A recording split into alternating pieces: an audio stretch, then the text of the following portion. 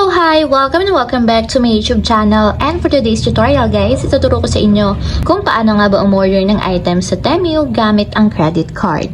But first, kindly subscribe to my channel and don't forget to hit the subscribe button and the bell to notify you for my new updates. And once you learn more, just keep on watching and let's start.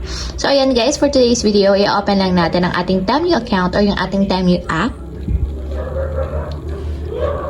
And then, pagka-open guys, mula dito sa pinakang homepage, pumili lang kayo ng item na gusto nyong i-check out gamit ang credit card. So, for example guys, is pipili ako dito ng item. Pwede naman kayong mag-search dito sa search bar ng item na gusto ninyo. Or pwede kayong humanap dito ng mga may flash deals. So, for example guys, is ito, water bottle na to. Tap nyo lang yung item. And pagkatap ng item guys, i-check yung mabuti yung reviews and ratings niya to confirm na maganda yung quality ng item na o-orderin nyo. And much better guys na tumingin kayo ng mga exact picture ng item. So dito nyo lang naman siya makikita guys. And kung nakita nyo namang okay yung item, tap na natin guys dito yung add to cart. So tap natin yung add to cart. And then pili kayo ng variation or yung color ng item. So for example is itong black and pink. And then, pagka-tap ng color, tap ulit natin dito yung add to cart. So, yung item guys is nakalagay dito kung ilan yung quantity. So, kung gusto niyo magdagdag, tap nyo lang yung plus button. So, dalawa, tatlo. So, ayan. Kung 1 lang, bawasan natin. So, ayan. Naka 1 na yung quantity.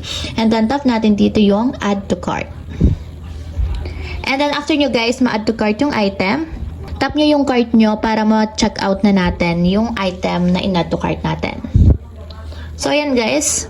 Para ma-check out yung item na gusto nyo, lagyan nyo lang ng checkmark yung nasa left side niya katulad nito. So, make sure na may checkmark siya to confirm na yun yung iti-check out ninyo katulad nito. So, ayan guys, ito yung total na babayaran ninyo nasa baba, 296. So, kapag okay na guys, ito yung item, tap na natin dito yung check out. So, ayan guys, ito na yung ating checkout details. So, para magamit natin yung credit card sa payment method, ang gagawin nyo lang guys, punta kayo dito sa section ng payment methods. And hanapin nyo guys dito yung card. Kung makikita nyo, ito yung card. So, pwede tayong mag-add dito ng credit or debit card. So, tap lang natin yung add a new card. So, dito guys, lagay nyo lang yung information ng inyong credit card kung credit card yung ilalagay ninyo. So, dito guys, lagay nyo lang yung card number, expiration date, CVV number, and then, double check nyo yung billing address. So, lagay na natin guys yung card number ng ating credit card. And then, after nyo malagay yung card number guys, lagay nyo lang yung expiration date. So, makikita din siya sa inyong card details. So, lagay nyo yung month and year. So, after sa expiration date guys, lagay nyo yung CVV number. So, yung CVV number guys is makikita sa likod ng inyong credit card. So, yun yung katabi ng inyong signature na nasa right side. So, lagay lang natin.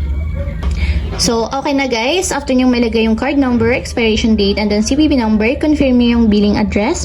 And then, kapag okay na guys, tap nyo na yung add your card.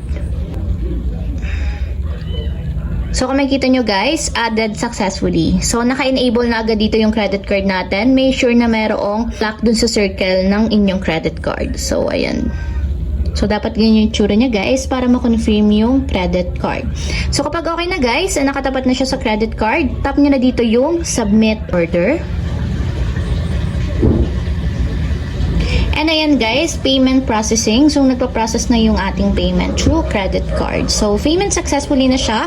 And wait nyo na lang siya guys, makarating yung inyong item since nagbayad na tayo through credit card. So, ayan lang guys, ganoon lang kasimple kung paano nga ba umorder sa Temu gamit ang ating credit card. If you have a question, can you comment down below and don't forget to hit the subscribe button and the bell to notify you for my new updates. And thank you for watching!